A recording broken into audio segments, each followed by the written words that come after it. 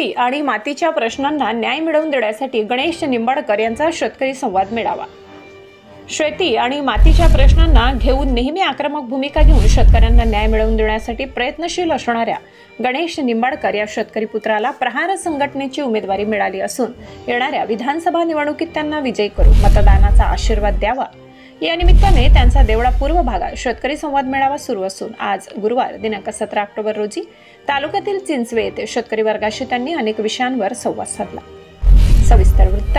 विधानसभा निवडणुकीचे बिगुल वाजले। राज्यात राजकारणात मोठी उलथापालथ सुरू आहे। अनेक दिग्गज नेत्यांची भेटीगाठी दौरे सुरू आहेत। त्यातच चांदवड देवळा मतदारसंघात शेतकरी पुत्र गणेश निंबाळकर हे प्रहार जनशक्ती पक्षाकडून निवडणुकीच्या रिंगणात उतरले आहेत। याच अनुषंगाने त्यांचा शेतकरी संवाद मेळावा सुरू असून आज त्यांनी चिंचवे येथे भेट दिली। यावेळी त्यांच्या ग्रामस्थांकडून संबळ वाद्याच्या माध्यमातून जंगी स्वागत करण्यात आले। यावेळी मारुती मंदिरात गणेश निंबाळकर यांनी उपस्थित शेतकरी वर्गाशी संवाद साधला। यावेळी बोलताना ते म्हणाले की जाती धर्माच्या नावावर होणाऱ्या निवडणुका व धनशक्तीची ताकद ही व्यवस्था आम्हाला मोडायची असून यावर प्रहार करण्यासाठी प्रहार जनशक्ती पक्षाची बॅट सज्ज आहे। आगामी विधानसभा निवडणुकांमध्ये पक्षांची बॅट षटकार मारल्याशिवाय राहणार नाही।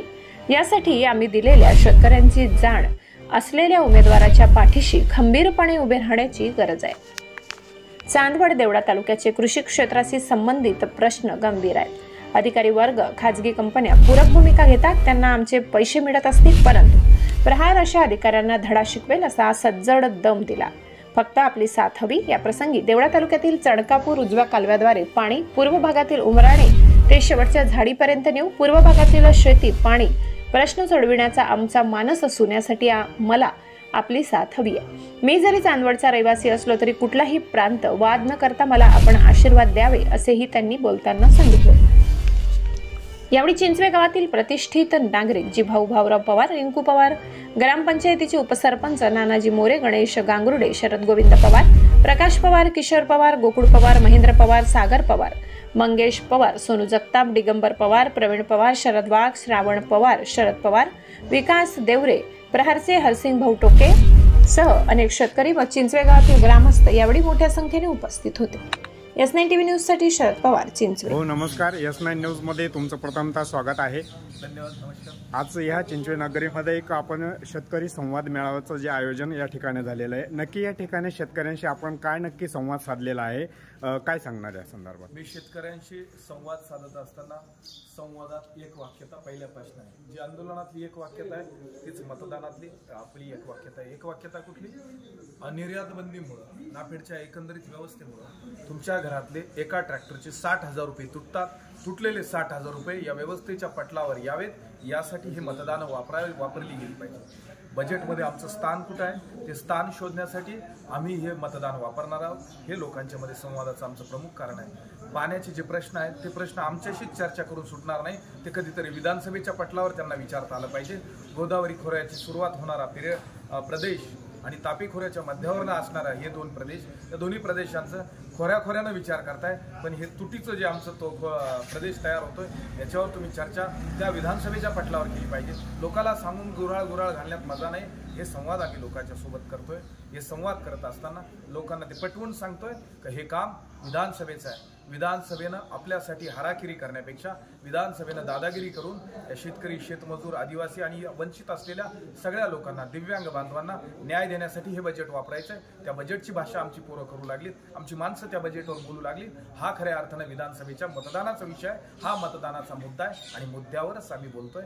मुद्द्यावर आम्हाला बोलण्याची गरज नाही। मुद्द्यावर ही निवडणूक व्हावी या इच्छेनं आणि मुद्द्यावरच निवडणुका लढल्या पाहिजे या विषयानं लोकशाहीनं दिलेला हा निवडणुकीचा ट्रॅक आम्ही वापरणार आहोत आणि निश्चितच लोकांच्या देहबोलीमधनं, लोकांच्या डोळ्यातल्या भावातनं आम्ही सांगतो बदल हा निश्चित होतोय। नक्कीच जर बघायला गेलं तर खरोखर शेतकरी हा जगला तर एक देशाची व्यवस्था ही टिकून असते। गेल्या 8 दिवसापासून देवळा तालुक्यामध्ये अनेक ठिकाणी ढगसदृश परिस्थिती निर्माण झाली, पाऊस पडला। त्याच्यामध्ये जे शेतकरी होते त्यांचा अनेक हिरव्या स्वप्नांचा अक्षरशः चुराडा झालेला आहे। जागेवरती शेतकऱ्यांच्या शेतामध्ये पाणी पूर्ण साचलेलं आहे, कांद्यांचं प्रचंड नुकसान झालेलं आहे।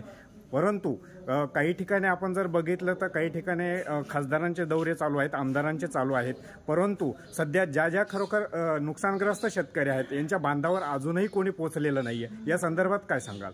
काय झालं, जिल्हाधिकारी साहेबांनी तातडीनं आदेश काढावा की तत्काळ पंचनामे करावे.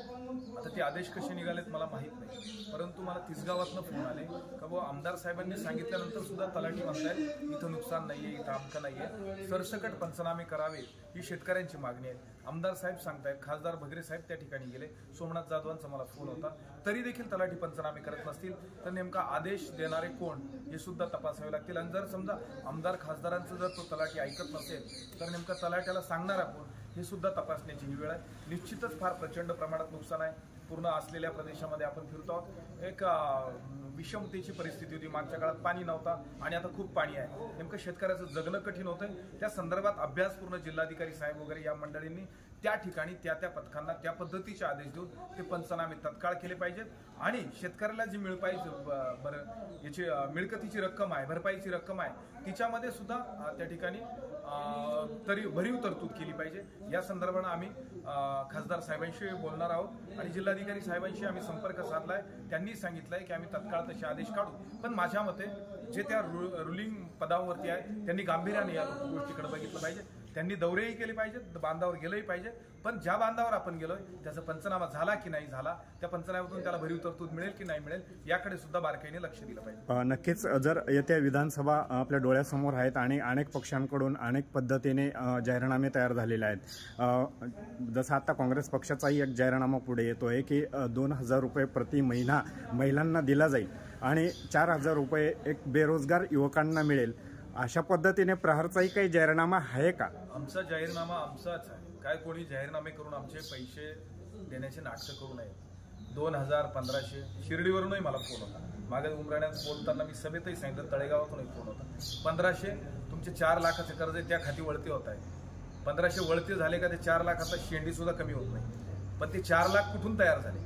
जाहीरनाम्यात तुम्ही नका देऊ, आम्ही तुम्हाला जाहीरनामे देतो. काय जाहीरनामे आमच्या एका ट्रॅक्टरचं ट्रॉलीचं 60,000 रुपये कमी होत आहे तुमच्या एकंदरीत नाफेड निर्यात बंदीच्या त्या भूमिकामुळं. हे 60,000 सरासरी 5 ट्रॅक्टर धरले तर 3 लाख रुपये तुम्ही आमचे एका महिन्यात खरीपाचे घेऊन गेलेत, खरीपाच्या पिकाचे, आणि तुम्ही 1,500 आणि 2,000 देण्याची बात करताय. म्हणजे तुम्ही परत यांनी मूर्ख बनवलं आणि हे अतिमूर्ख बनवायला निघले. यांनी 1,500 आणि यांनी त्याच्यात 500ची वाढ केली. अरे बाबांनो, 60,000 रुपयाची भाषा आम्ही बोलतोय. आमचे 60,000 रुपये द्या, तुमचे 1,500 रुपयाची गरज नाही आम्हाला. त्या 60,000 मधून 3 लाखापर्यंतचं पीक कर्ज आम्ही आधी काढून ठेवलंय. हे ध्यानात घ्या ना तुम्ही. ते 3 लाखाचं पीक कर्ज तुमच्यामुळे झालंय, आमच्या चुकीमुळे नाही झाले. आमचे कांदे आम्ही काढले होते. दुष्काळाच्या सावटात आम्ही कांदे सिंचनानं सिंचित करून काढले, रक्त सिंचित करतो आम्ही त्यात. त्या 60,000 रुपयाचा हिशोब द्या ना. जाहीरनाम्यात 1,500 आणि 2,000. आमचा जाहीरनामा एकच, शेतकरी शेतमजूर यांची सुरक्षितता त्याच्या शेतात आहे.